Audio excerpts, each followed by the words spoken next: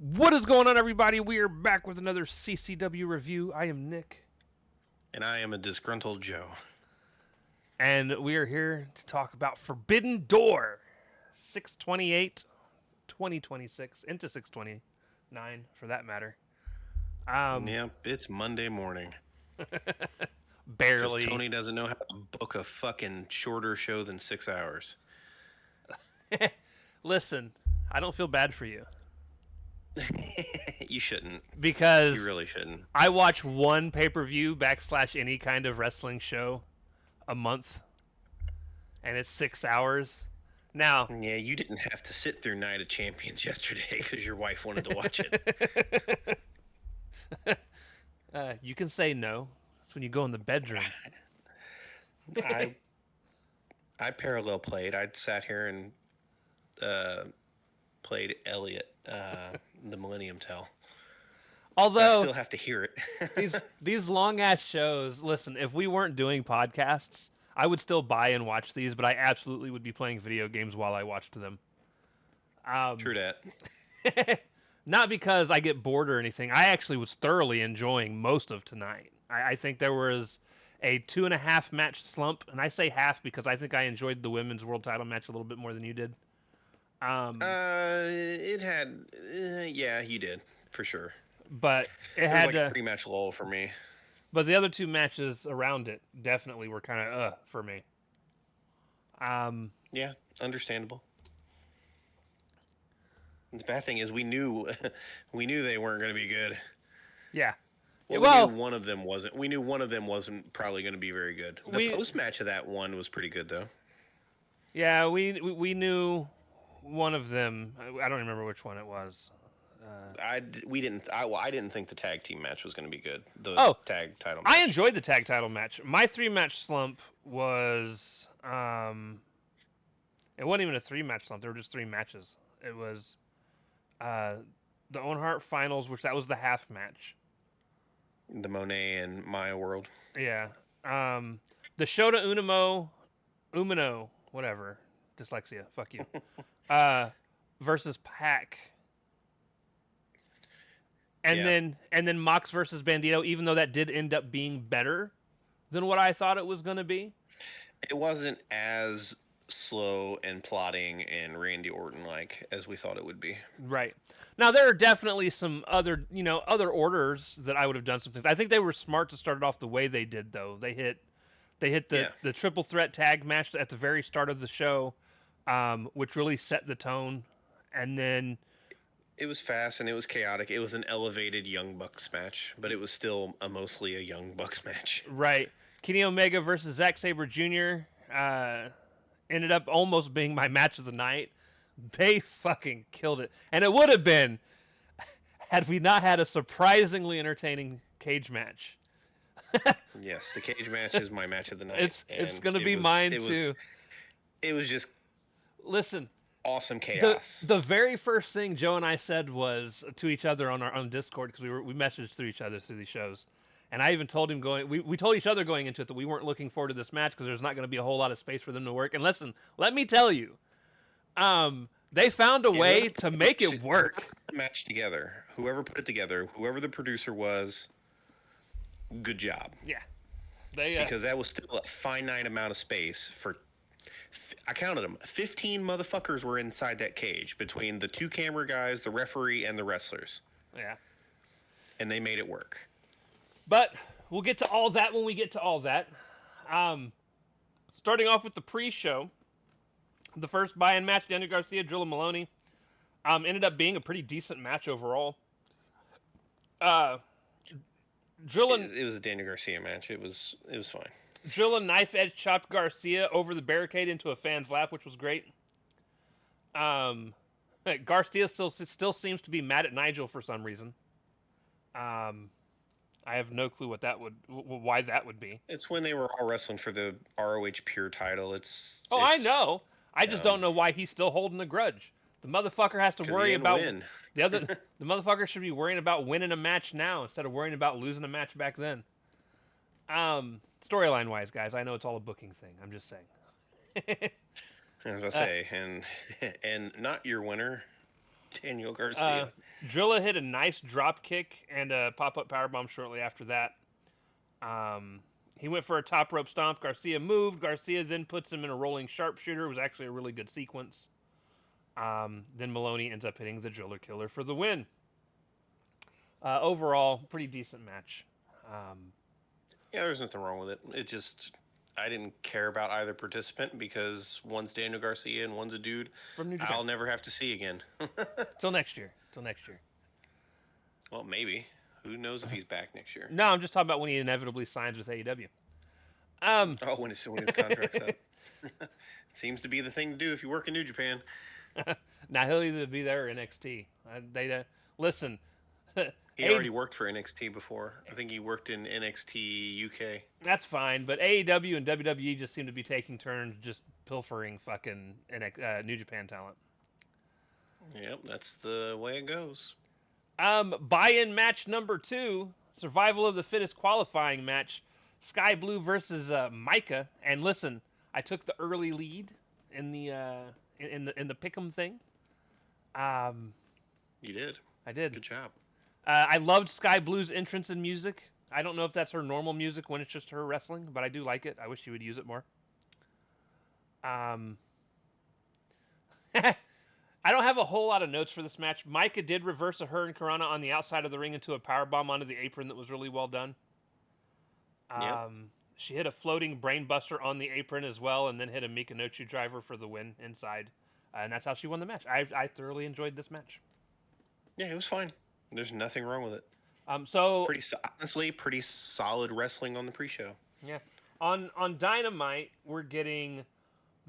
They're doing the Survival of the Fittest match, and it's going to be Micah. It's going to be Stat, Queen Aminata, Harley Cameron, Persephone, and who was the other heel? Sheeta, thank you. The person we actually think are going to win. The person who's going to win the whole thing. Listen, I forgot her name, all right? Which is funny because you called this girl Timu Sheeta. So, yeah. Or you called her Discount Sheeta. You didn't say Timu. You said Discount. Yeah. Sounds like me. Buy-in match 3.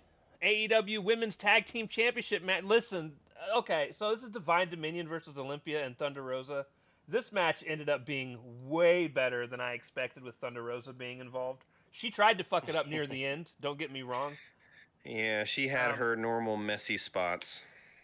However, she wrestles apprehensively, like she's gonna fuck something up. And when she does that, she ends up fucking something up. Yeah. There was early on, Thunder Rosa did a tornado off the top to the outside, then Olympia hit a springboard. I just put body avalanche to the people down there. I don't know what it was. Kind of a clothesline, kind of not. But she took everybody out. Cross body. There was nothing cross about that body. It was definitely straight up and down. A vertical body. She planked him. There you go. She planked him. A face forward coffin drop. Olympia backflipped off Cross. Listen, okay, this was a super fucking dope spot. So Cross was leaning up against the turnbuckle, and then Bane was laying sideways to her. And Olympia runs, backflips off of Cross's shoulders into a splash onto Bane, Cross, who was laying down.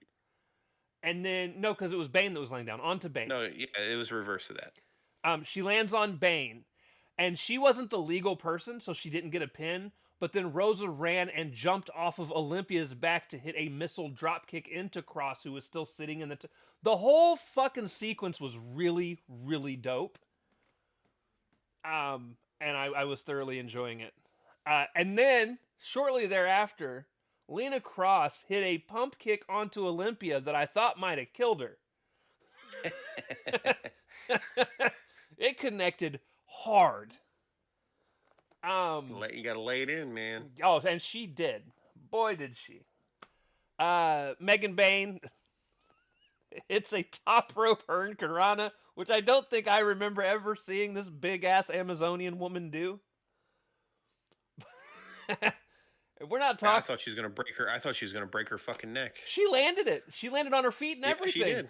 I was like, holy Yeah. shit. Olympia then hits a press slam on Megan. But shortly thereafter, the Titans of Terror, or whatever you want to call them, Divine Dominion, they get the upper hand and win with their double chokeslam on Rosa, by the way, because we know Olympia wasn't going to eat that. No, Olympia. Eat that L. Olympia needs to have one of those dual CMLL and AEW deals so she can be on the roster more. She's pretty good. She's pretty good. That was the end of the pre-show, and I was like, damn, pre-show was pretty decent compared to other pre-shows. I was like, we might be in for a treat, and boy, did we start off with no boom booms or any dumb shit. Yeah. It was just good wrestling. And boy, did we start off with a banger. We did. It was fast. It was exciting. Match 1, 3-way tag match. El Sky team, which was Mystico and Mascara Dorada, versus the Young Bucks versus the Unbound Co., which were two members of the Unbound Co., which were Shingo Takagi and Titan, I think is what his name is. I said Titan yesterday. I apologize to anybody that got mad. It's fake Shark Boy. Yeah. Hell shell, yeah. Listen, Mystico's crowd reaction in that arena was insane, dude. That's SoCal, man. They were in San Jose. Them people loved that man. There was that He's one. Got a lot of he's worked a lot there. Yeah. It's adjacent to Mexico, so makes sense. There was just a lot of your normal high-flying stuff. I believe, if I remember correctly, the match started off with Mystico versus Titan, whatever. And they were just kind of killing it the way they normally do. Mystico eventually tagged in Mascara Dorada. I was about to say, and then Nick Jackson came in. Mascara Dorada came in, and then it was him and Titan. And then eventually Nick tagged himself in off of, I think it was Titan. And then it was the Jacksons were wrestling against the CMLL guys. And honestly, it was just really good. There was one spot in the entire match that was a little messed up, where someone was trying to do a Hurricane Karana off the apron. Mystico was involved, but so was Mascara and someone else. And the way the move just came off just didn't work out well. They just didn't have enough room on the apron to vault him up to do the thing, so it was a little sloppy. Right. But they recovered well, because they just went back to it afterwards. Well, they just kept it moving. I mean, he got him enough to make him fall off the turnbuckles, but it was not what they had envisioned. Dorada hit the nicest power bomb into power slam move I was even like, looks better than what Swerve's been doing, to be honest. And then those words will come back to bite me in the ass. Yeah, they will. Shingo faked. Listen, there was a fun part where Shingo faked doing an elbow to Matt Jackson. Matt Jackson ducked his head, and then Shingo hit him with a DDT. And then and that came back to bite him later. 45 seconds later, when it came back to bite him, it was almost immediately. Matt went to go do a super kick, and Shingo covered his head, so then he got DDT'd. It's a fantastic little spot. Yeah, he faked him out. He faked like he was going to do it. Shingo went to duck, and he grabbed him and DDT'd him himself. El Sky team hit dual 619s, and the commentary team called it area code shots. I was like, there's no way. Mascara Dorada hit a shooting star press to the outside off the second rope that was pretty good. Shingo double clotheslining. Listen, there was a part where people were doing super kick exchanges with each other, and Shingo would end it by double clotheslining whoever it was trying to super kick it. Look, it actually made Shingo look really good. And then he got super kicked by all four of the guys. I enjoyed the spot, and then they all super kicked Titan as well. And then Buck shortly thereafter win with the Meltzer driver. At this point, Joe and I were tied. And it all comes down to the forbidden or to the Owen Hart women's match. One of us picked one of us picked the other. I was hoping I lost. Joe was hoping he won. Find out who won soon.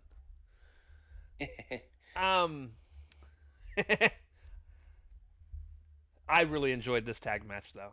It started the show off quick. It was good. It was a good starter. It was a good opener. Got the crowd into it, especially when they had this a pretty crazy lull after this. Did you just say a crazy lull? Like Kenny and Zach didn't have almost the match of the night. Oh, I forgot that. I forgot they were next. That's because you took a nap during it. Well, they started out really fucking slow. Match 2, Kenny Omega versus Zack Sabre Jr. Listen, I was so worried that this match was going to suck because how they had been treating Zack Sabre Jr. for the most part for the last 2 weeks. Hasn't been all that great. And then these two put on a banger. Fucking listen. Once they started going. If we're talking about just a pure wrestling match, this probably was the match of the night. These two just killed it. Kenny starts off trying to wrestle like Zack though, and it bothered me because everybody always seems to try to start off against Zack and try to do the whole pretzeling and moving around thing, and I'm like, that's. And that's when I fell asleep. Thankfully, I wasn't asleep long. I don't like when people do that. Eventually, though, they get into doing, he's doing his normal thing. They get out to the outside of the ring, and Zack Sabre Jr. is getting his ass beat, and Kenny decides that he's going to try and use the Spanish announce table to send Zack Sabre Jr. into the English table. At which point, the Spanish announce table almost collapses, and I was like, man, these guys are going to fuck around and get hurt up here. However, Zack Sabre Jr. reverses a move that Kenny was trying to do into an octopus stretch on the announce table. And I was like, well, I don't think I've seen that before. That's a weird place for an octopus stretch. Right? That's a weird place to have a guy all twisted up and for the table to collapse and you both go fucking face first into the floor. Well, instead, they both fell over sideways off the table together. And thankfully nobody got hurt out of it because I was worried there for a minute. They get into the ring. Kenny goes for the V-trigger point. Zack Sabre Jr. wasn't having it though, and he grabbed his fucking finger. I was like, thank you! Finally, somebody! Kenny then shortly thereafter ended up hitting a nasty clothesline on Zack, allowing him to hit a V-trigger in the corner turnbuckle. Kenny was then setting up the one-winged angel off the top rope, but Zack reversed it into a rear naked choke. But then Kenny was like, yeah, fuck this. And just fell off the top with him and landed on him. Yeah, it looked like it hurt. Yeah, it did. Kenny's not a small guy. No, Kenny billed at 224. Nigel doesn't know what a monkey's paw is at this point, and that checks. That made me laugh because it just makes me think of Ned Flanders from The Simpsons. Randy Leo there, neighbor.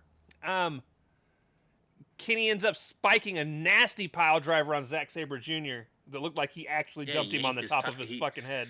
He did. He did the little yanking tights one. Yeah. Oh, dude. And dropped him right on the top of his dome. He hits the V-trigger, goes for the one-winged angel, and Zack Sabre Jr. reverses it into a pin and almost got the 3. It was about as near fall as you can get. Yeah, it was a good kick out. It was good 2.99. Zack then hits the Mikonochi driver, almost got the win. Zack reversed another one-winged angel into an arm bar that Kenny was able to turn into a power bomb. Third time's the charm, though, as Kenny finally does get the one-winged angel, and he gets the win. They did a really good job. I actually bit on a couple of the stuff near the end where I thought they were actually false finishes going to give Zack the win.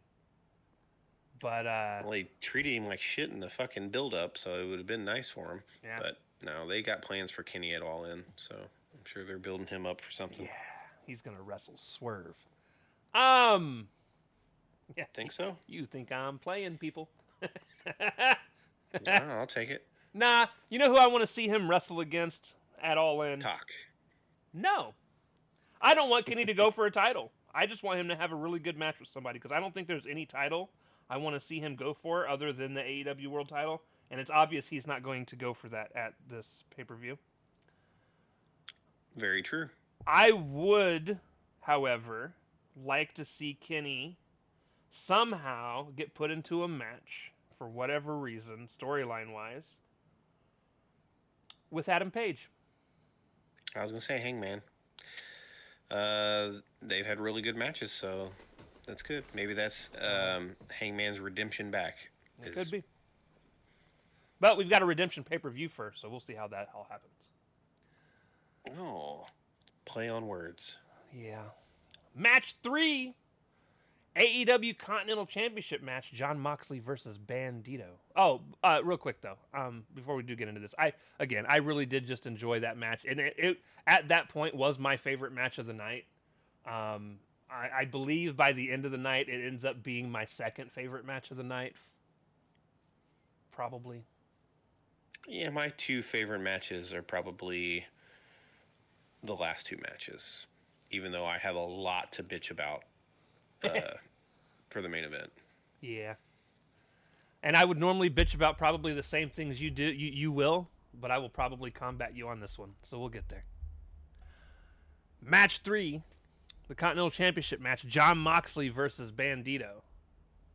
And let me tell you, this match ended up being quite a bit better than I expected, which made me happy. Still not super great though. I would say it was a great match. It was about as good as you can get with their two styles. I just wouldn't say it was a 5-star. It would have been like if I was rating on a 5-star scale, this match was probably a 4 for me.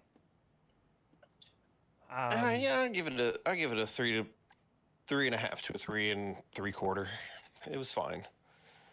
Bandito hit a nice follow-up dropkick on Mox, who was running off the ropes.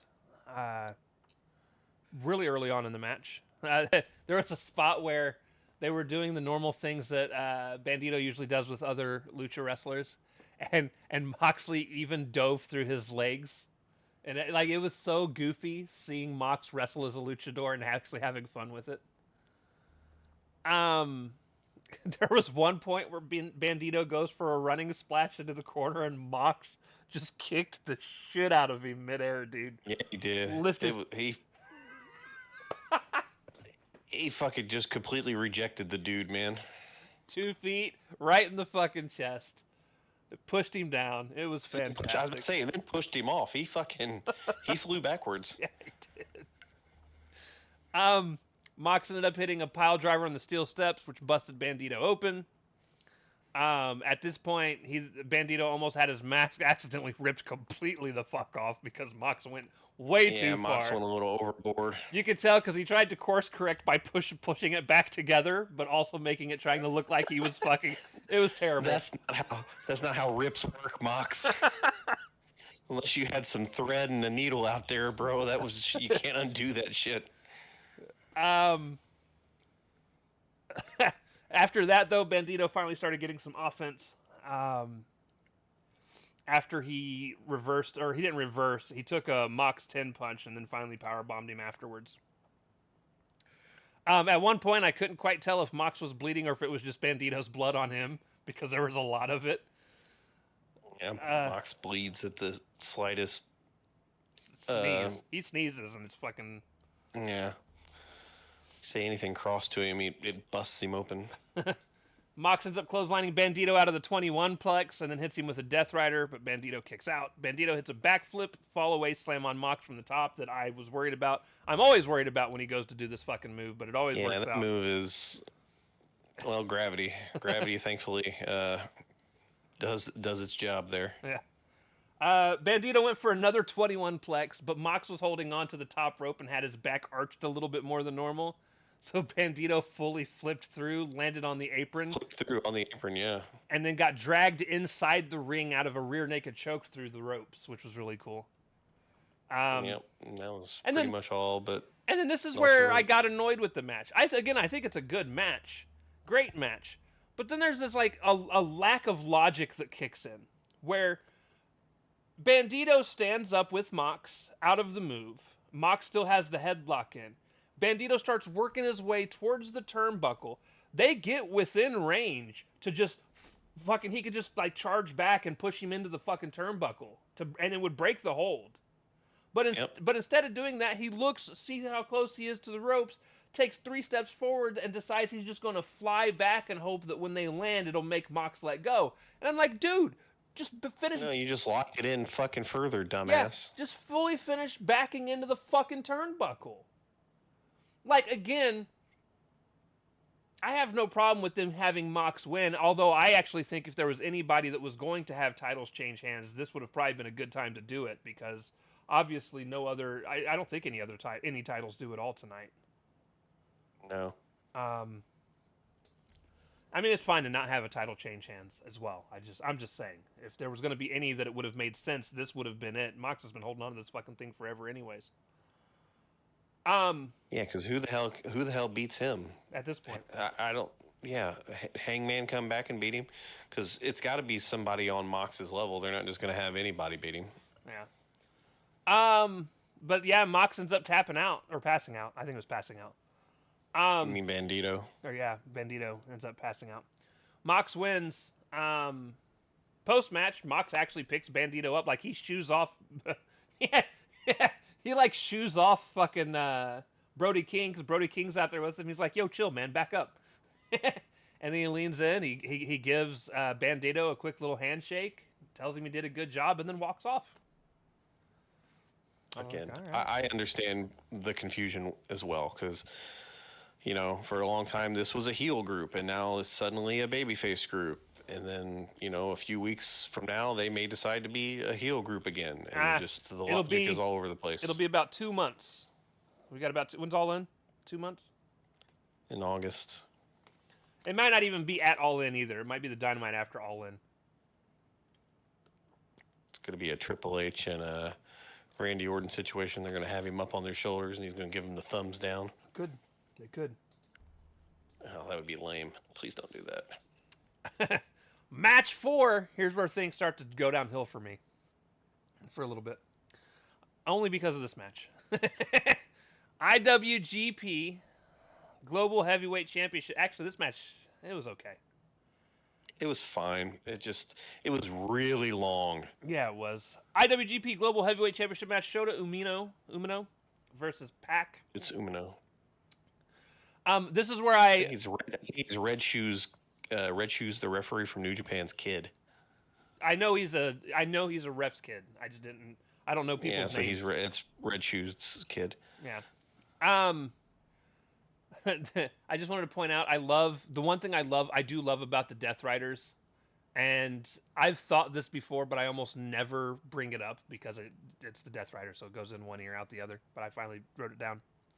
I love that all the Death Riders, it's such a cohesive group that they all have the same first 6 seconds of a theme song. And then it breaks off into their own theme songs. Dower, womp, womp, womp, doom, doom, doom, and then it goes into their... Yeah.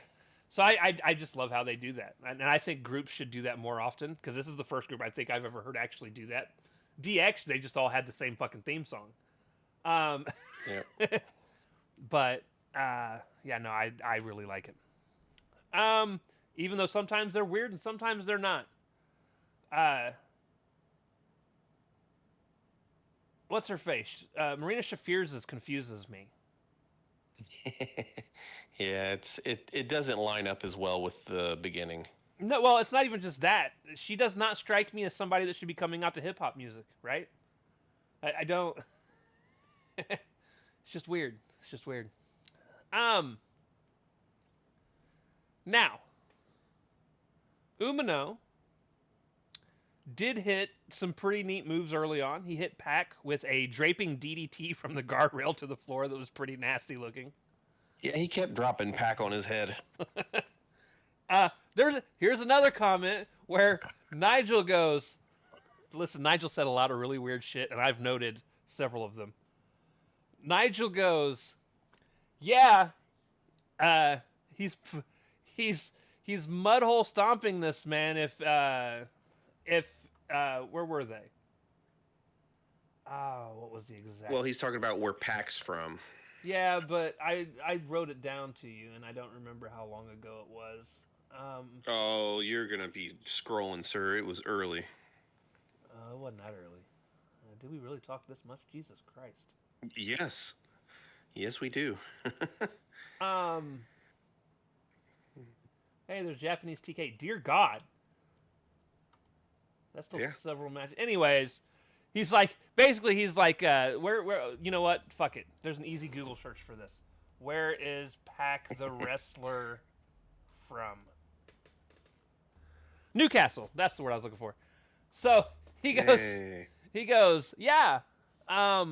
He's mudhole stomping them, like they do in Newcastle. If that's the thing they do in Newcastle, or if they have mud holes in Mud Newcastle, holes. and very calmly, Excalibur. looks over and goes, "Everywhere has mud." There's earth everywhere. What are you talking about? It was amazing. We'll get back to Nigel later. Fucking weirdo. Hey, he's not Marina Shafir weird. No. She's psychotic. Toes and butts weird. Pac hit an overhead belly to belly off the top rope, which was pretty cool. And then early on in the match, there was a table that was set up out the side of the ring. And listen, I forgot it existed because they never went back outside near that fucking table. Pac remembered though. And then all of a sudden, Pac does an awesome bomb from inside of the ring to Umino through the table on the outside. And when he was first going over, I went, "Oh my God." And then you saw the table, and I was like, okay, look. I was really worried. He just tossed this man. He was about to fucking Masato Tanaka his ass. Like this was fucking ECW back in the 90s. I mean, he still didn't look like he landed through that table comfortably. Well, he at least hit the table, unlike Kyle Fletcher in the later match. Right. Oh, that match is so good. I can't wait till we get there. So then, Pac hits a 450 off the top. Shota kicked out. Pac puts him in the brutalizer. Shota gets to the ropes. Shota then hit a really nasty lariat on Pac. Shota shortly thereafter follows up with a paradigm shift and then a Northern Lights bomb for the win. Post-match, Mox comes to the ring and stares down Umino. And at that point, Tanahashi's music hits, and I'm going, please don't. No, I don't need a tag match. You're supposed to be retired. Go away. They have history in Japan, him and Umino. But from the sound of it, the way they made it sound, Tanahashi's supposed to be like passing the baton to this kid. Is the way the New Japan Pro Wrestling announcer basically made it sound. Yeah, the guy who sounded like Ian Riccaboni. Yeah. Listen, could you imagine him and Ian together? I would lose my fucking mind. It would be confusing as shit. Which one of you speaking?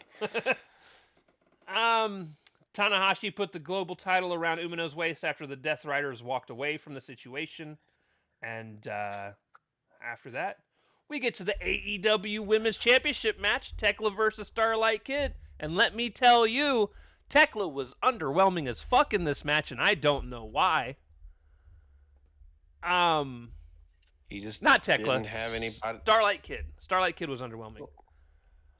They both kind of were underwhelming. Tekla did Tekla things, but Tekla had not a whole lot to work with here. So Tekla's entrance was pretty damn cool. Had some fire breathers and spinning fire and cool things like that. Yeah. Tekla went to slap Okada at ringside.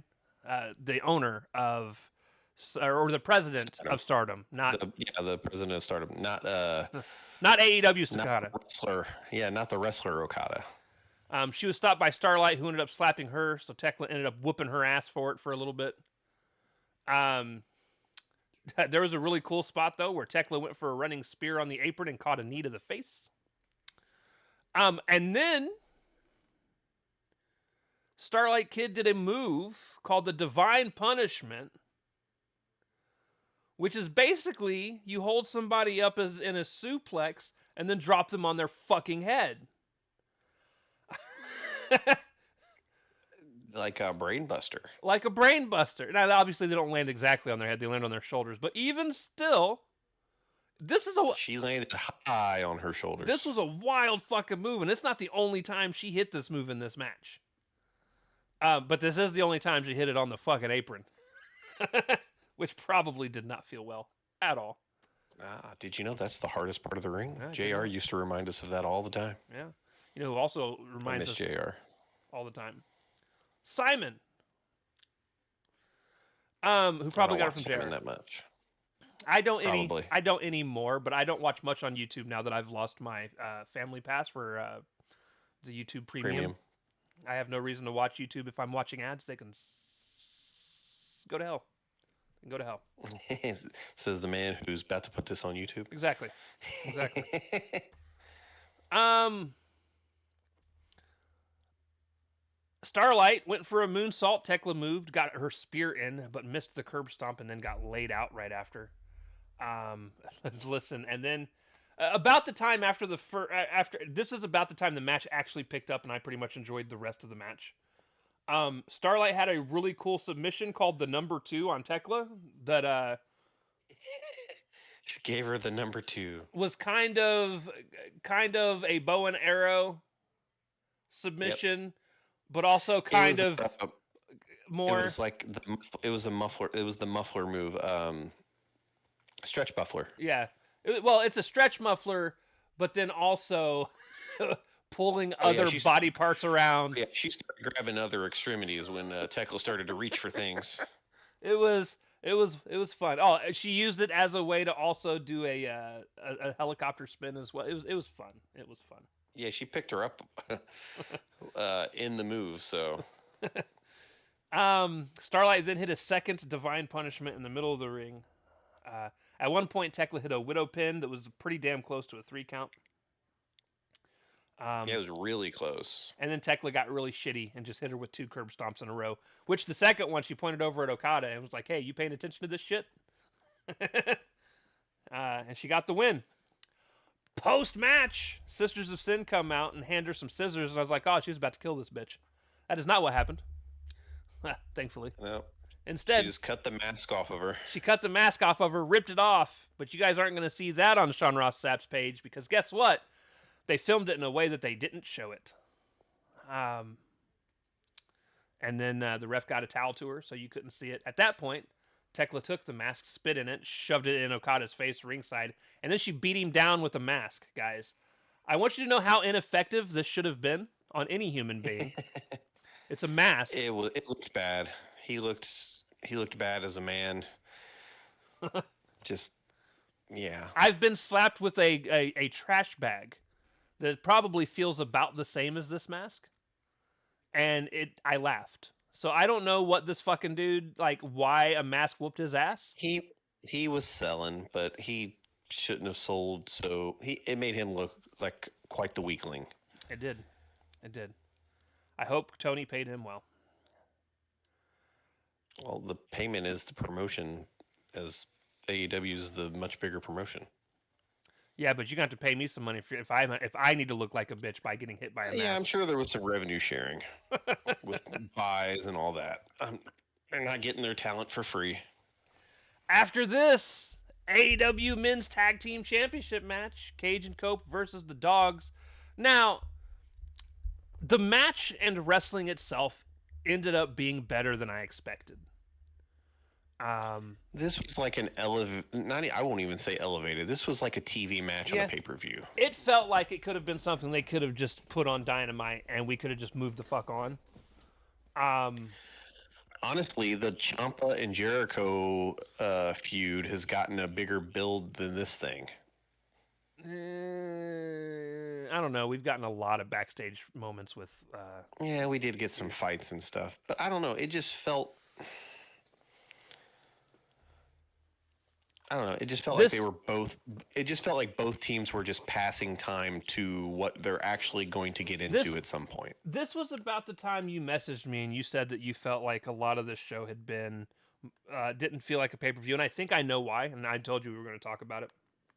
I think a lot of the problem that this pay-per-view suffers from for mostly for us and people like us that are watching from home here in America, is there's so many other people from other promotions, and the other promotions just aren't very big right now over here. So we're not seeing a lot of what all these other people are doing. Like, we've heard the names, we know who Shota Umini, whatever. Look, listen, uh, whatever his name is, Shota. We know we've heard the names. We know who Starlight Kid is. We've heard the name. We know a lot of the names that are involved in all of this. But we're not watching their week to week TV. Right, we're not week to week with them. So when we get a pay per view that I spent 40. I don't know how much you guys spent. Yeah, $50. Right. So when we're spending the $40 to $50 that we're paying for the pay per view, it feels weird when we're getting a bunch of matches that we're not emotionally, quote unquote, invested in. Yeah. But sadly, like, this next match is we do watch the weekly TV and we're still not emotionally invested in it. I mean, I was probably more invested than you are. I'm a fan of the Dogs as a whole. I don't know. They're coming across kind of. Cope and Cage. They don't win enough. Cope and Cage. I don't care about winning or losing. I love I love their dynamics. I love the way they wrestle, and that's what I'm looking for.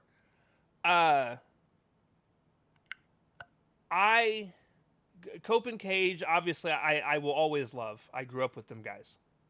Yeah, but they're 10 years past their prime at least. Yeah, they're old, and they're doing their swan song on their way out of the business.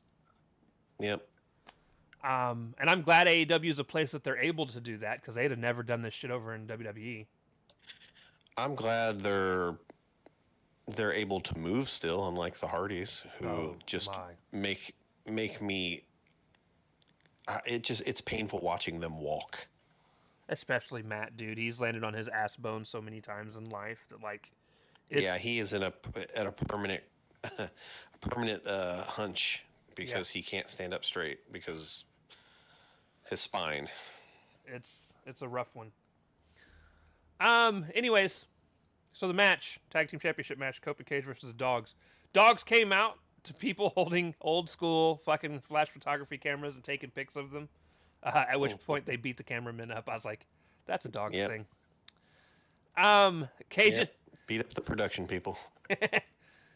There was a really funny moment where Cage and Cope did their tag team move that they always do, where Cope picks him up in a like a side slam. It's a side slam reverse DDT. And then Christian does the reverse DDT, but then shortly after, Christian grabbed Clark's head and threw it into Finley's dick, who was still laying on the ground. I put it was funny. I popped. I put the note in my notes, and right after I put the note in my notes, you sent me the message saying the same thing. I was like, yeah, it's fantastic. Great move.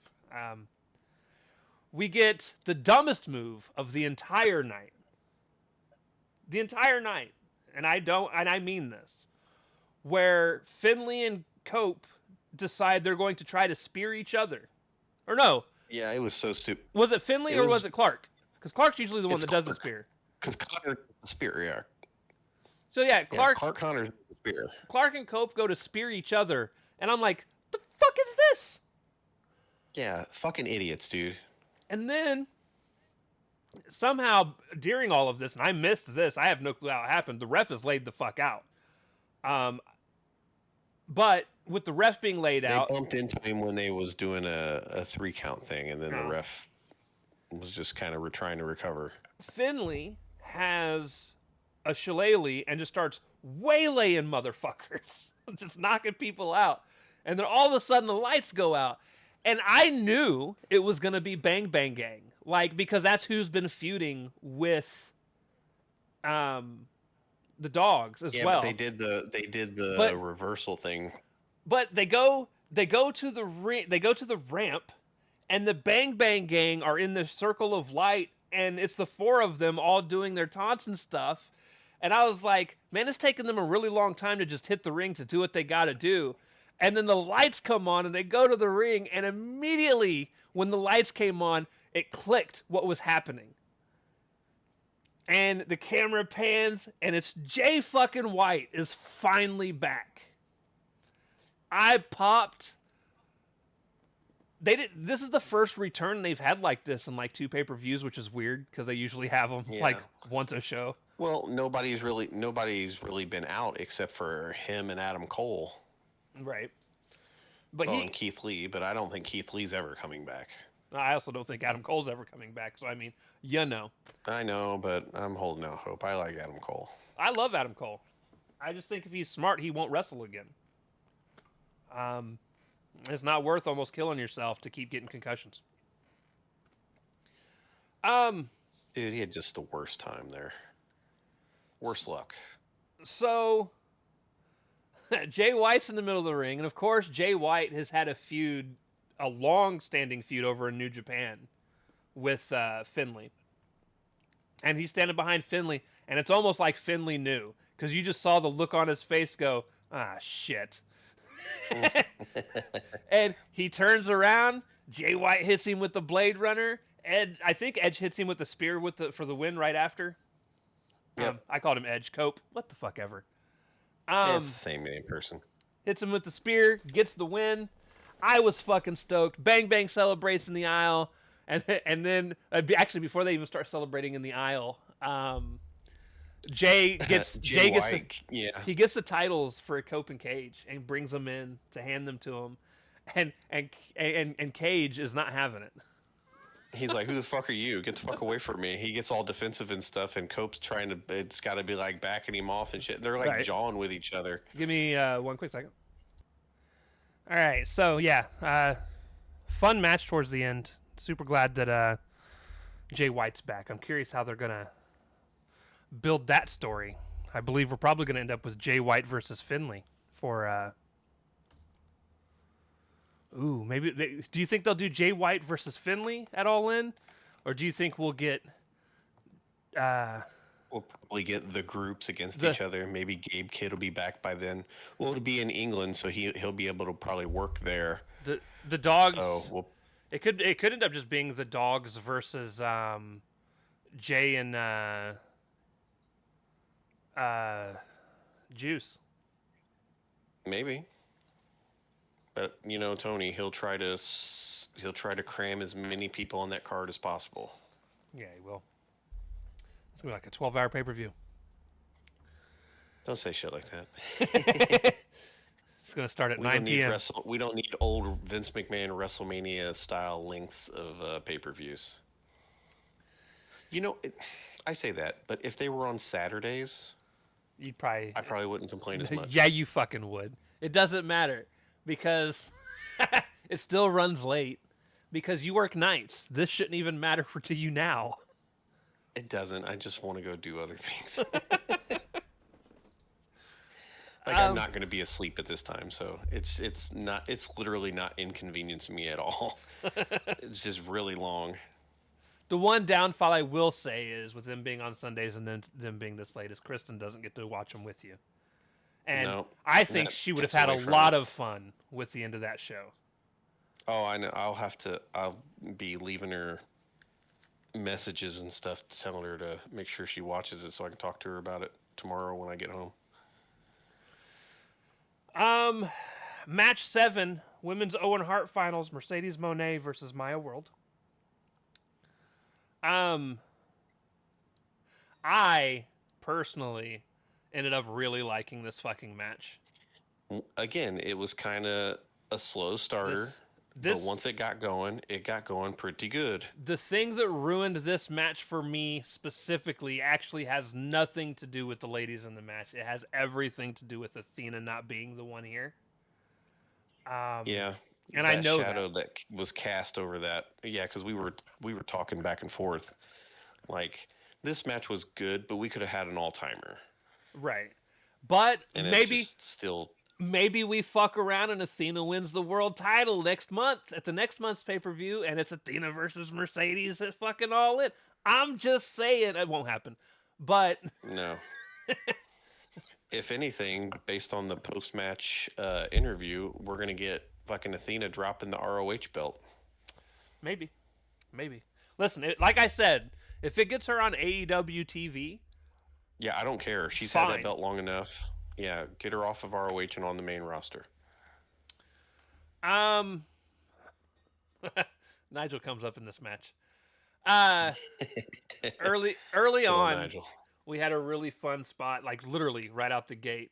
They're doing their opening stuff, and Maya or Mercedes is chasing after Maya, and Maya runs towards the ropes. Mercedes is right behind her, but Maya does the 619 move as Mercedes is trying to reach out to grab her, but she's not there because she did the spin in the ropes. And Mercedes bails to the outside because she misses her. I was like, that was actually, it started off the match really funny. Um, Monet then slowed the tone of the match down pretty early on. She was doing the heel thing, um, where she was like avoiding getting in the ring, and then eventually she did She did the hit. funny spot where she was flipping off the crowd and stuff. Yeah, she hit. She was doing a lot of giving fingers to the crowd. She hit back to back to back meteoras. She hit the first one on the apron, and then from the apron to the floor. And then she threw her in the ring, climbed up to the top rope, hit her with another one. At this point, Nigel calls Maya Timu Mercedes. And I'm just like, somebody needs to just get Nigel off of the fucking mic tonight. Because, like, and it Yeah, doesn't that stop doesn't here. over the chick that you're trying to make strong. No. That's wrestling for an opportunity to fight for the world title at the biggest show of the year. Yeah. I don't know. Nigel was just I know on one what he was tonight. trying to do. I know he was trying to do. He's trying to draw the parallels of them all and how she looks up to Mercedes and kind of took some of Mercedes' style as her own and all this and that. But that was too long-winded, so he ended up because he only like interjects with like one sentence lines and then he's like backseated. Right. So he was trying to get that across in like a one sentence thing and it did nothing. Right. So Maya goes to do her rolling fall away slam moves. She usually does three of them, but when she does them, they're like basically the three amigos. They're just with fall away slams where she holds on to them and backflips out of it, picks them back up. On the third one, she realizes she's right by the ropes, and she looks back at the ropes and then just shrugs her shoulders like, fuck it, oh well. Tosses fucking Mercedes out of the fucking ring with it. I was like, good on her. That's um, right. You got to do what you got to do. Maya's top was trying to betray her all match. I just want to point that out as well. She kept trying to hold them bad boys in, and they kept trying to escape. It was a fucking wild time watching this happen because Yeah. A little bit too flimsy a material for the girls she was trying to hold in place. yeah. Mercedes hits a moneymaker out of a pin attempt reversal. Maya kicks out. Which I actually thought was a really cool. So they were doing the weird, like crucifix thing around the ring, they both end up standing up together out of it while they're still holding on to each other's arms. Yeah, they were both trying to do backslides, so they both Yeah. have each other's arms hooked, and then they are back to back, so they raise And- up. So Mercedes just is like, all right, and just lifts her up and hits her with the moneymaker. It's actually really well done. And I loved that a part of this section right here looked intentionally sloppy to make it look like they were actually like combating each other out of it. Yeah, there was an actual struggle. Yeah. And then Monet took the probably hardest move of the night. Maya hit a power bomb to Monet off of the apron to the floor. Ow. Yeah, it was. Yeah, I think that was the first time tonight I messaged you, ouch, which I did that several times tonight. Oh, especially in that cage match. Yeah, there was some interesting bumps in that match. But yeah, so she ate a power bomb to the floor. Good job, Monet. Maya got Monet in the statement maker, and as they were getting closer to the ropes, I in my head go, I really hope she kicks the bottom rope, because that's what Mercedes always does when she has the statement maker in. Right, to turn him over and keep him further away from the ropes. But it backfired because she did go to do that, but in the middle of the roll, Mercedes used it to reverse it into the statement maker herself. Yep. And I was like, well, that was actually really cool how they did that. Mercedes then hits a cutthroat backstabber, and then arches, and then gets her back in the statement maker and arches the shit out of it, causing Maya to tap. And thank goodness this was the match that decided the night for Joe and I. Joe wins the pick'em, and I've never been so happy. Yeah, I'm up 2-0. Hey, it's another one where we didn't tie. It is. But man, I actually listen. As much as I talk shit, We were both nervous during this match. Like, ugh. There were even times during the end, dude, where I thought for sure it was happening. I was like, "Oh man, the way this is going." But listen, for this being Maya's first pay-per-view singles match, she killed it. She did fine. She held her own, which is all you can expect.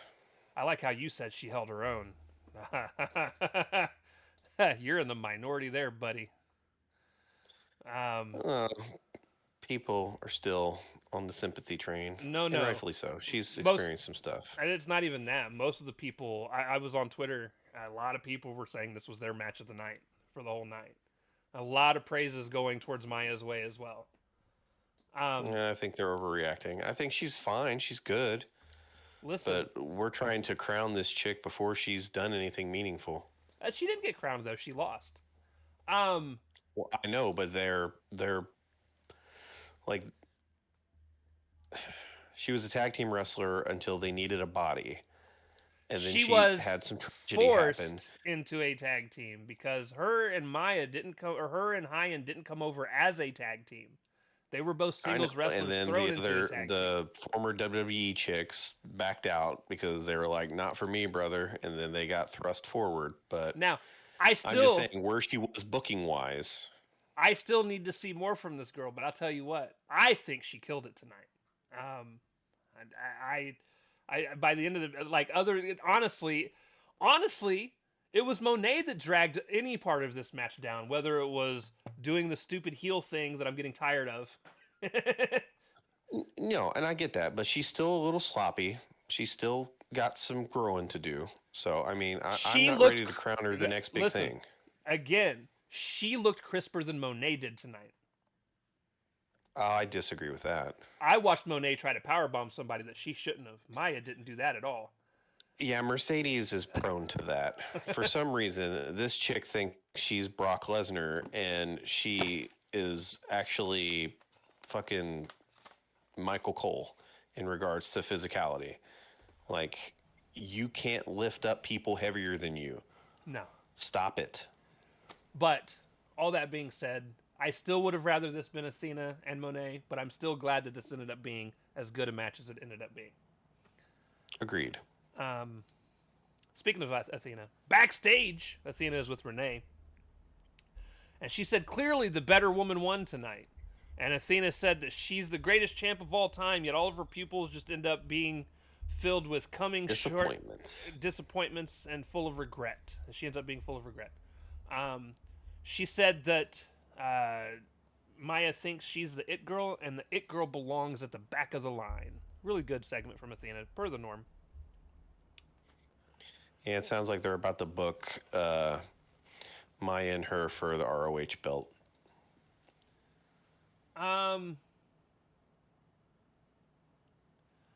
Next. Oh, this is where we're at. Listen, match of the night time, guys. Match 8 is the steel cage match. MJF's team wins. Kevin Knight gets a shot. If Mark Briscoe's team wins, Mark Briscoe gets a shot.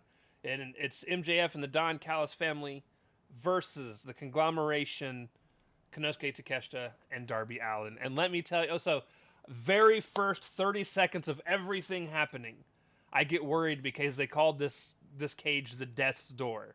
And I went, oh no, lame. This is going to be terrible. Loud. I was like, it's a big circular cage, too. Listen, I ended up loving the cage by the time it was done. I did, too. But at first impressions after the Death's Door and all that, it made me groan, and I'm just like, how are they going to do this shit? They were like, this is Death's Door, and I went, oh no. But then they opened the giant side of the fucking cage, and I went, Well, that was cool. Because it opens like the forbidden doors on the fucking screen. And everybody comes out. Don Callis tries to rip his shirt off like he's Hulk Hogan. Almost got it. Didn't quite get all of it, though. He couldn't even rip a shirt. Come on, Don. I'm not going to make fun of him because I probably couldn't either. I will make fun of him for not getting all of it, though. Like, if you've gotten it that far, there's no reason. Although, listen, I've tried to pull something. Man, Once you get to that last strand, sometimes it's a bitch. That hem is double sewed, man. He that's what all the stitching was. Right. We get shortly into the match. Like, it starts off, kind of crazy. People are just punching each other, slapping each other, doing whatever it is that they're doing all around. Yeah, they all just took the person they were going to fight and just kind of spread out. They spread out. And then shortly into the beginning of the match, we get a couple tables brought out that have DC MJF on the fucking tables. And I texted Joe, I said, see, this is what we get for you bitching about Slim Jim tables. Well, we'll know Wednesday if they bring them out and they're still all like that. Now what's funny is this happens, and I kind of feel like it was almost a shot at WWE for having the stupid ads on the tables. And it was just them being goofy about it. Like, hey, let's just put our pictures facetious. Yeah, let's put this weird oil painting of Don Callis and MJF on all the tables. Thankfully, it only ended up being 2 of the tables, though. So we escaped from all of the tables getting it. They set up this tower of tables over conspicuously by the area where Darby had chained his backpack up on top of the cage, because he couldn't get in the ring like a normal human being. He had to climb the side of the cage to the top. Yep. And everybody He's a rebel, goddammit. Everybody came with backpacks on the face side, and let me tell you, Roderick Strong's was really big, and there's a reason for this, and we'll get to this later. Mind you, a big duffel bag that you put hockey sticks and stuff in. This big duffel bag was used as a battering ram for a lot of what was going on too. This comes back to play later. It's brilliant. It's fucking so fantastic. The first backpack gets opened up. Well, actually, even before that, Andrade and MJF kind of get into an argument early on. And the rest of the Don Callis family break it up. They're like, hey, you guys need to chill. We're here to try to win this match. Shortly then after, Kyle O'Reilly breaks out his backpack. He opens up his backpack, and he pulls out a regular Nintendo with some old school NES controllers, and they start whipping fucking plastic controller, dude. With these plastic controllers. And I'm just like, I don't remember who took one. Somebody took Kyle. One. And was it Kyle? It was Fletcher. Fletcher took one to the back, dude, and it hurt. That's not the only thing he took to the back either. He catches a skateboard later. Like, these people were on one. It was insanity. But O'Reilly with the NES. Yeah, O'Reilly takes a Nintendo cartridge, blows into it, and then puts it in the NES just to use the NES as a weapon on somebody. I think he hit Doyle. He hit Doyle over the head with it. At this point, I messaged Joe and I said, I'm so happy right now because the Nintendo stuff specifically was just cheesing me up. I was like, this is fantastic. Yeah, dude, that console was older than some of those participants in that ring. Yeah, it was crazy. At this point, Briscoe gets his backpack out. He opens it up, flips it upside down. There's a bunch of thumbtacks that fall in the ring. And surprise. At this point, Darby comes in, waylays the shit out of Kyle, or not out of Kyle. That'd have been funny. Out of Fletcher. It was Kyle. Different Kyle. My bad. I said Kyle. Kyle. My mind tried to fuck me over there. Hits Fletcher in the back with the skateboard, and he again laid it in. This is the second time Fletcher. At least it wasn't trucks. At least it wasn't trucks first this time. Or no, my bad. Last time it was Kevin Knight that caught the skateboard in the back. Yeah, and he caught with the trucks. Yeah. So yeah, Fletcher catches the fucking the skateboard in the back. At this point, Darby gets thrown off the ropes by MJF. MJF gives him a monkey flip, fucking Darby does like a 1080 in the fucking air, lands face first onto the fucking thumbtacks, and the face he made afterwards, I think he might have actually felt that shit. Because Dude, they said something about attack flying up and maybe hitting him in the eye. I don't think it hit him in the eye. He seemed perfectly I don't fine. think it did either. I think he just went hands first on a bunch of attacks, and the nerves in your hands, there's a lot of them. Yeah. Yeah, but he definitely had that look on his face like, well, that fucking sucked. Yeah. For a guy who knows some pain to make it to actually grimace. You usually don't see Darby grimace. No. At this point, MJF sweeps all the attacks out of the ring with a push broom, and then I wanted to slap Excalibur because Excalibur was like, or maybe it was Shivani, one of the two was like, this is the first time he's ever done solid work in his life, and immediately my mind goes, this isn't even the first time he's done this. No, he did it at the Briscoe match too, didn't he? I think he did it at the All In match last year, whatever he wrestled at All In. Okay. I could be wrong. It might have been the Briscoe match, but he's had it. Or no, it would have been a match. It was the match with Hangman that he won. Oh, the Texas Death Match. You're right. Yep. So I wouldn't have been All In, but that was the match. But yeah, I was just like, this ain't even the first time he's. That was All In. That was All In Texas. Okay. Yeah. I didn't remember that was in Texas. Yep, it was in Texas last year. Now, listen, we're not even halfway through this match yet. It was a long one, but it was a good one. Cassidy comes in because Darby is posing with the broom. And with the broom underneath him. And he's doing some sort of pose. Orange Cassidy comes in, grabs the broom, lifts it up into MJF's nuts. MJF rolls out of the ring. He then reaches into his backpack and pulls out a bag of sliced oranges that apparently Willow. It had a big note on it that said "From Willow." Yeah, from Willow. It's orange slices. And then it said something like "share with your friends" or some shit like that. And he opens up the bag and starts handing everybody orange slices that's on his team, and they're all eating orange slices. And then they grab Fletcher, who's busted open. But it's not even the busted open that they were doing. They were holding his eyes open and squeezing the orange juice in his eyes. I thought they were doing it into the open cut. No. So they're squeezing orange juice into his eyes. He's screaming. At this point, I knew when he reached into his bag what it was. Tak starts reaching into his bag with him and Okada being in the ring together, and Tak's handing around inside the bag, and I'm like, he's going to pull a middle finger out. I know this is where this is going. I was right, but it was fantastically done. He pretends he actually finally grabs something, and as he pulls his hand out, it's the middle finger, and he gives it to Okada. Okada actually laughs and then catches a punch in the face. They have their little back and forth. Kyle ends up kicking the shit out of Okada by accident because Okada's holding somebody for... You have to start saying Fletcher and O'Reilly, brother. Oh, my bad. Listen, I just have Kyle written down. Fletcher kicks the shit out of Okada by accident. And then accidentally became the third person in a human centipede German suplex. As I am now calling it. That's where one person's holding on to another person who's being held on to by another person. Three-way German suplex. So that was very well executed. It was. I usually hate the spot with a passion.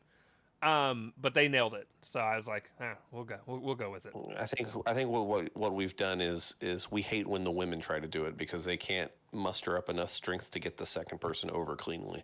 Right. I think they've done it well once, but it was because the third person was on top of the turnbuckle, so they were able to get more leverage for the jump. Yeah. To make it look clean. I think Megan Bain and them did it well once as well. Yeah. So then Darby gets laid out in the corner O'Doyle grabs a chair, holds it in Darby's face so that Kevin Knight can hit the coast to coast leg drop or drop kick, and it nails And Darby. Darby's neck, whiplash, man. It Yeah, was it did. crazy. And finally, the spot of the night. They finally one of what was it? It was somebody. It was originally MJF was telling, I believe it was O'Doyle and someone else, to open Roderick's bag because he had been using it as a weapon itself. And he was like, open the bag and see what's in it. So they open Roderick's big ass fucking bag, and out pops Leo fucking Rush. And the moment he pops out, the first thought in my head was, they've been using this man as a battering ram this whole fucking match. And now I want to rewatch this match just to see what bullshit this man had to go through.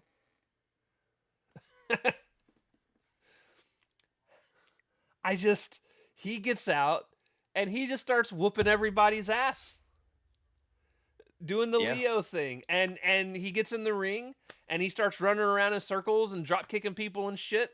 And then finally, Andrade and him come face to face because Andrade gets in the ring. They end up face to face, and Andrade goes. They go back into the "how you know." He knows. How you know? No. And I'm like, he knows. I loved it because it's been a couple weeks since we've seen Leo on TV. So Yep. This happens. I'm fucking stoked. He's so over with it, dude. The whole crowd was literally chanting Leo Rush. Yeah. And then at this point, MJF comes in with the Dynamite Diamond ring on, and he gets distracted by the ring like he's fucking Smeagol. Yeah, like my precious. And he's following the ring around. Okada finally grabs him from behind, hits him with the Rainmaker. At that point, he tells Doyle to put him back in the bag. So they grab him, and Kevin Knight helps him. They shove this man back into this bag and zip it back up. And then they get some chain out and wrap the bag in chain. At this point, Strong and O'Reilly send Doyle through the first table with a dropkick German suplex off the apron, I believe is what it was. Yep. Roddy did more of an angle slam. It was supposed to be an Olympic slam, but Roddy took care of him and made sure he hit the table. Yeah. At that point, Talk hit a Blue Thunder Bomb on Fletcher through another table. Off the apron through the table set up on the tack side. Yeah. And the only thing that went through the table from Talk and Fletcher was their asses, and poor Fletcher's head and upper shoulders hit the fucking floor. Yeah, they did. And then MJF is about to hit Briscoe with the Dynamite Diamond ring, but OC stands in front of him, does his pockets thing, and then eats it himself because he saves his friend like a good friend does. Something happens. A couple moves happen. Darby goes for a pin on I believe it was MJF. And then Kevin goes to do his UFO splash on top of Darby, but Darby moves and he hits the UFO splash on MJF. Kevin Knight at that point starts to climb the cage because he's trying to get away from Darby. And he scoots himself over to the bag, which is on top of or chained to the top of the cage, Darby's backpack, above the stacked tables, because there were two stacks of tables side by side right underneath that. And Darby's chasing him up the cage. Kevin goes to grab the bag to see what's in it, and as he shakes it, it explodes into fireworks. Booby-trapped. So he booby-trapped the fucking backpack, which is the most Darby Allin fucking thing I can think of.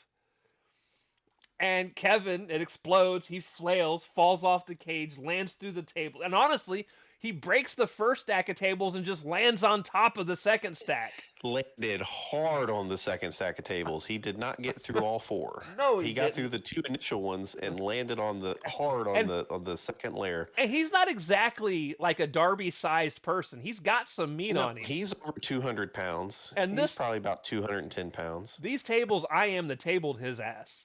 And I was like, that sucks. It was that portrait on there. No, the portrait was on the top stack, though. So I don't know why he didn't go through the bottom stack. They weren't gimmick tables, only the portrait ones were.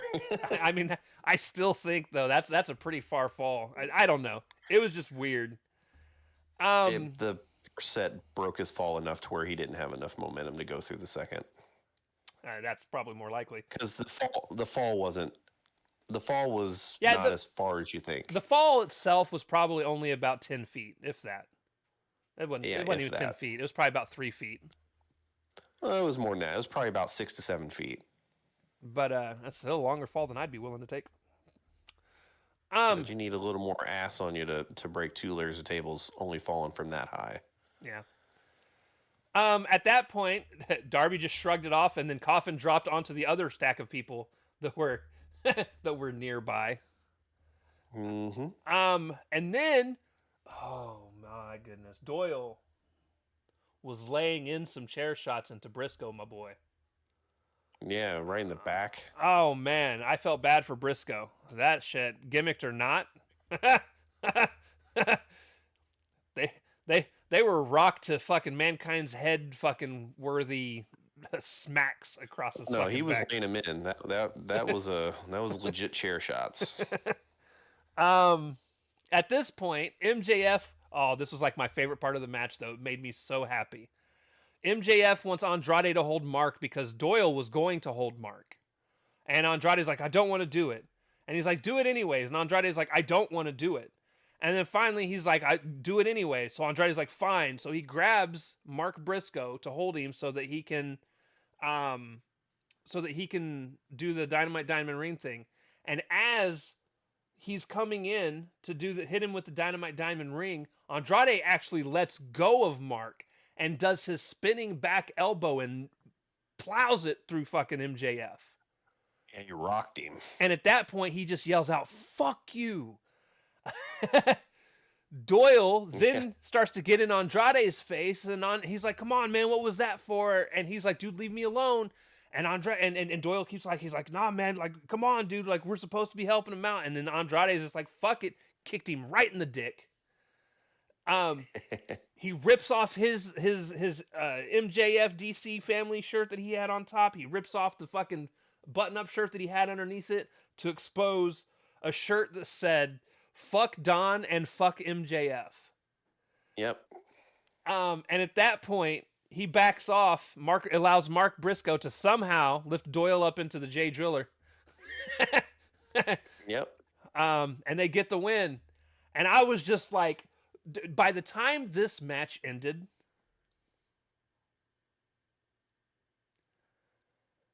I'm being sincere when I tell you, I can't think of any other cage match I've seen in life that I just thoroughly and truly just enjoyed more than that one. It was chaos, but it was fun chaos. It was a very fun match. It was a very controlled and fun style of chaos that just seemed to work really well.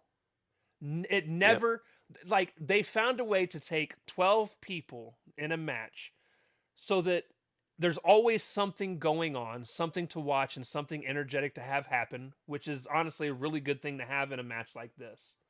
Because if you just do one-on-one in a cage, whether it's a regular cage, whether it's a Hell in a Cell or whatever, there's going to be a lot of down moments because, you'll get a few crazy things to happen, but I mean, 2 people are still just 2 people and people get winded. But when you got 12 people and they're just all able to take turns doing stupid shit, you never notice somebody having to get a breather. As far as slowing down the match goes anyways. Right. They just move to the next set of spots. And again, the design of the cage, the circle, I really actually ended up liking a lot. I wouldn't even be mad if this just became their permanent style for an actual cage match. Like, even if it's just one-on-one, just make it to where there's no escape rules. It's just you fight in this cell. Yep, it's just a pin or submission thing. Um, Kind of like Blood and Guts, Yeah. except without the 2 rings. I thoroughly enjoyed it, and I just hope it doesn't turn into we're gonna do this once a year with 2 big groups because I don't need another one of those. Just chill. No, let the booking decide when these things happen, and not the pay-per-view. Yeah. Backstage, we had the first time I was ever happy that production sucked. Mark Briscoe was trying to be hype about getting his title shot and was talking about he wanted it on Dynamite, and we were having audio issues and weren't able to make out everything that was being said, and I'm so happy. Yeah, I was too. I didn't need a long, rambly Mark Briscoe thing to extend the life of this pay-per-view any longer. They still need to fix it, don't get me wrong. But if there's any time I'm happy, The accident. this is it. And then we get to another it started slow, but by the end of it was just wild. It was a banger of a match. The actual match was good. The cheesy, dumb Death Rider bullshit towards the end just ruined it for me. It didn't bother me at all. There was too many kickouts. The kickouts, this is one of the times it didn't bother me. It's when there's this much at stake, that many kickouts makes sense. 9 times out of 10, I agree with you on there being too many kickouts. It's not even the title match, though, so that means there's got to be even more kickouts for the world title match. Maybe. It depends on who's Will's wrestling, too, though. We still don't even know who's going to be the world champion. It's probably going to be MJF, to be fair. I don't think it's going to be Max. I think it's going to be somebody else. Really? We'll see, though. We'll see. But yeah, AEW Owen Hart Men's Finals, Swerve Strickland versus Will Ospreay. We finally got the first ad of the night for their entrances. Ospreay came out with a Bane mask. Swerve came out dressed up like Lobo. Yep, that WB influence showing through. At least Swerve's fit his character. I'm still very confused on the Bane mask, if I'm being fair. Because he was in the darkness. He lived in the darkness. Just molded by it.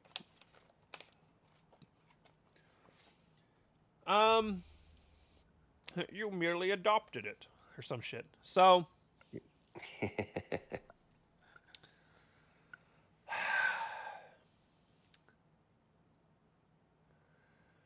this match, when it really finally started picking up, was Swerve was yelling at Ospreay and basically trying to little brother him. The whole match. Well, he was doing it the whole match, but there's just this point where he's like pushing the back of Will's head. Will's faced away from him. And you can just see the anger building up in Will with each push and each, what you gonna do about it, little brother? And Yep. And he's just talking super mad shit, and then finally Will just popped the shit out of him with an elbow. And I mean, a good leg slap will do wonders. But man, it looked good. On a night filled with bad punching, it's always nice to see. Oh man, that Tekla match was full of them. Yeah, it was. And then listen, Swerve finally hit a perfect powerbomb to power slam combo. Oh, it was beautiful. It was beautiful. It was. Listen, I've been talking so much shit for like 4 months because he hadn't hit a really good one in so long. He hit it so well that one time, and then it's like, where'd it go? He still had it in him. It just takes somebody like Will to pull it out. Giggity. Yeah, sometimes, you got to get that spring. It's all about the spring off that power bomb. It really is. And so honestly, sometimes you can overspring, and it causes other issues. So. Yep. Ospreay gets the death ground on Swerve on the outside of the ring. Swerve visually taps out. The ref's like, you need to get off. The ref goes to slide back. Get him in the ring. The ref goes to slide into the ring with his back turned. Nana comes out of nowhere and splashes coffee in Ospreay's face. Yep. Swerve then powerbombs Ospreay onto the apron, which looked like it sucked really bad. Oh yeah, he hit him like right on the upper shoulders and head. Oh, and I wanted to point out, first and foremost, I meant to say this earlier because it didn't happen here. Big shout out to Kenny Omega for not selling the diverticulitis once his entire fucking match. Because you know who sold their neck during this match? Ospreay. Will Ospreay? A lot. And it was pissing me off because you haven't sold it for like 3 weeks because the Death Riders helped you rebuild it. And now you're being a bitch. Stop it. Stop it. Anyways, aside from that, he still had a really good match. He then got catapulted into an exposed turnbuckle rod, which busted him open. And I was like, oh, they gave him... that won't be the last blood we see oh, here. Oh, no. Rivers will flow. Let me tell you. And it's not even Ospreay. No. It's so funny. We'll get there. So Ospreay is laying against the fucking screen. And he's real blood. You see it pouring down the front of his fucking face. And he's laid up against the guardrail on the outside, against the little screen that they have on the guardrail. And he's laying there. And the camera's close enough to him. You hear him go, I can't see fucking shit, man. It's all in his eyes. It's pouring down. They get back into the ring. They wrestle around some more. And at some point, Ospreay goes for a hidden blade. Swerve no-sold the shit out of it and then probably elbowed this man the hardest I've seen anyone ever elbow Will Ospreay in my life. He hit him with a back elbow, almost like a fucking bitch slap, dude. He fucking cleaned his clock. It reminds me of the strong attack spinning back elbow you would see in an old school AKI game. Yeah, Will sold the shit out of it too. Oh, it was good.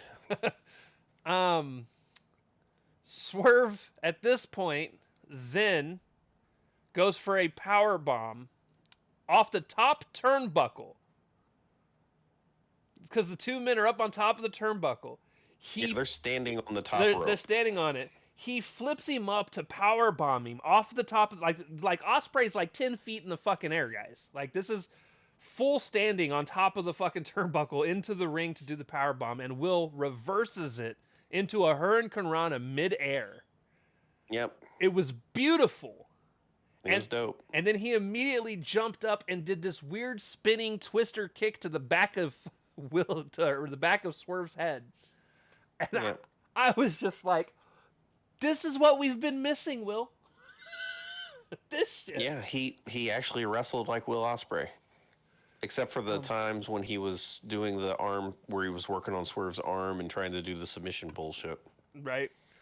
That was all early match. Swerve hits a Deadeye on Ospreay in the ring. And then at this point, Ospreay's outside with Swerve. And he goes to set Swerve up for a Styles Clash on the outside of the ring, and Swerve is fighting him 110% to not be able to get in this fucking move. So finally, Will just says, fuck it. And he spins and swings Swerve into the steel steps. Into the fucking spiky parts of the steps. And he immediately... I wish the camera wouldn't have caught it. Because Swerve immediately, after hitting the steel steps, starts to crawl very quickly under the corner of the ring where you can tell he's going to Blade in private. Uh-huh. And I wish the camera wouldn't have caught him doing the crawl. It's little things like that I don't like. I missed it, and usually I catch that stuff, so... I'm glad it was you that caught it this time and not me. So, but he was ready to bleed buckets. And boy, did he. So what's funny is at this point, they're wrestling around a little bit on the outside after he blades. And Joe goes, there's so much blood, this might be fake. And I was even thinking the same thing. I'm like, man, this is a comically large amount of blood that just seems to be all over the place. It just kept coming and pooling in other places, and I'm then, just like, yeah, a capsule's not going to do it in multiple places. And then where I finally officially noticed it was right before I messaged you, a little bit later in the match, and we'll cover other things that have happened before that it does happen. But there's a part where Swerve is on his hands and knees for a move later on in the match, and you could just see streams dripping onto the mat, and I'm just like, oh yeah, he definitely got busted open. That's yeah. He was. I hope he's okay in terms of blood loss because there was a lot of it. Swerve hits a. Oh, I already said that. Nana hits a distraction, allowing a bloody Swerve shortly after blading to run and jump off the steel steps that were sitting up and that were set up next to the announce table, and he hit an in-air house call onto Ospreay, who ran into it. Yep, pretty good move. Yep. Eventually, Will gets him up on top of those steel steps and hits a style clash from the steps onto the table. Thankfully, the table didn't break because I was worried it was about to. Yeah. Instead, they just got blood all over. Yeah, that's a long way down in a stylish clash that I would not have wanted to see anybody have to deal with. Swerve is in the process. Swerve eventually gets laid out in the ring. The ref tells him to get away. Tells Will to get away. He starts doing the 10 count because he's basically counting Swerve down because Ospreay was elbowing the shit out of the back of his neck. And then, as Swerve gets up at 9, he eats a hidden blade but kicks out. They then do the whole thing where Swerve's in one turnbuckle, Ospreay's in the other. They're staring at each other. They're gonna run at each other, and one of them's gonna get their move. And listen, one of these guys' moves really requires either an elevated stance or for the other person to be kneeling down for it to actually land. So it's not like it was hard to know who was going to get their move. He got wiped out too. And he did. He ate that fucking hidden blade. Ospreay then hit a Stormbreaker. Swerve kicks out. And at this point is the first time Joe sends a message. He goes, I hate this now. Because we've had multiple kickouts of moves. And he even goes, what else can he do? And immediately I'm like, well, there's one thing he hasn't done that he's probably going to have to do to get the win. And finally Joe's... I knew what it was immediately. Finally Joe's like, oh, you're talking about the Tiger... Yeah, the Tiger Driver. Even though he retired that move, quote unquote. So... Right. At this point, they exchange some moves. Ospreay's about to go hit Swerve. Swerve moves. Ospreay almost hits the ref, but he stops himself. In the process, he turns around. That allows Swerve to kick him right in the dick while the ref's back is turned. At this point... There was too many of those spots in the show. At this point, Swerve hits the Vertebreaker, and Will kicks out. Swerve then hits the hidden blade on Ospreay. And then his other move that I can never remember what the fucking name of it is. It's the one that's kind of like the one-winged angel.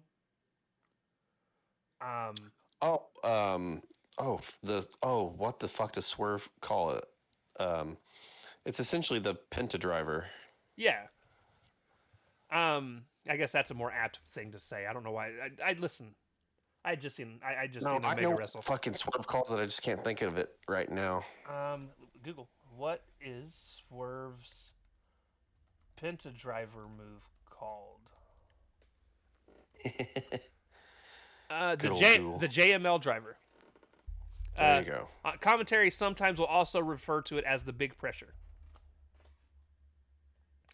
Yeah, it was the JML driver for WWE because it was when he was with the Mogul. Or no, it was early on in AEW because he was with the Mogul early on. And it stood for Join the Mogul League. And he eventually renamed it to Big Pressure. So yeah. Pressure. He hits the big pressure. Ospreay kicks out. At this point, the Death Riders show up. And I hate it. And they're like doing the really weird '80s Like, fucking you can do it. the '80s Karate Kid standing on the sidelines cheering for your teammate thing. And Oh, listen, and I hated it so much. it was insanely cheesy, but it did not bother me at all. Um, it probably didn't bother me because it bothered you so much it made me laugh. um, Yeah, it was very fucking. I hated it. and then eventually, Osprey makes eye contact with Mox, and I swear to you, if Mox doesn't betray Will at some point, Will 100% is going to betray Mox because that wasn't a look of like, thank you for being ringside for me. That was a look of like, why the fuck are you here? And it like fired him up even more in a completely different way. I didn't take it that way. I took it. He looked at him very determined, and his sensei was like, "Finish the job." Like he was fucking Mr. Miyagi telling Daniel-san to fucking do the crane kick or some bullshit. Sweep the leg, Johnny. Listen, I don't know why Karate Kid gets brought up in so many of our fucking reviews, but you know, it is what it is. Well, he got brought up Dynamite didn't, or It did. Collision. Osprey hits another hidden blade, and then he gets out to the outside of the ring. He hits a buckshot hidden blade, which was weird. Was dope. It was dope. Swerve kicks out of that one. So then he's like, you know what? Fuck this. He hits He just starts murdering him with DDTs. he hits a paradigm shift, a death rider, and then finally scoops up the other arm and hits him with a tiger driver, which was honestly, listen, the safest yet sloppiest tiger driver. And what I mean by that is usually a tiger driver looks far more dangerous than how he did it. Oh yeah, he protected him. He definitely He also fell down with him for the pin really quick too. So yeah. This one felt more of a tiger bomb than a tiger driver, the way he did it. yeah, But we know what it was supposed to be. And then he got the win. And then just for Joe, post match. So, starting off, Osprey kneels down face to face with Swerve, and I couldn't tell exactly what Osprey was saying except for the last couple of sentences. He said, "I will always have your back, but for now, I have my own journey." And at that point, he goes over. He starts to celebrate. The Death Riders slide in the ring again, like it's fucking Karate Kid. Mox and was it Claudio lift him up on their shoulders. Yeah. Mox, you can tell in my thumbnail, looked like he was struggling a little bit. I don't know if you looked at the thumbnail when I sent it to you, but his face, I did. his face is like, Claudio "Oh, you heavy bitch." Claudio was ready to set him down much sooner than they did, but it's like they were like, "Did you get the shot? Did you get the shot? Did you get the shot? Can I let this motherfucker down now?" So they're celebrating, he's celebrating, and then all of a sudden, Mox hit him. No, I'm kidding. No, all of a sudden, I liked it a lot better. not yet. He's got to win the title first. The betrayal has to mean something for Mox. But at this point, Wenza comes to the ring. She hugs it out with Will. They're celebrating together. He looks back at the Death Riders as they climb over the guardrails to leave, and then he walks up the ramp with the wife. They get the feel good shot at the end, and that is how the show ended for our 1.5 hour breakdown of a 6-hour show. Ooh. Can I go watch something else now?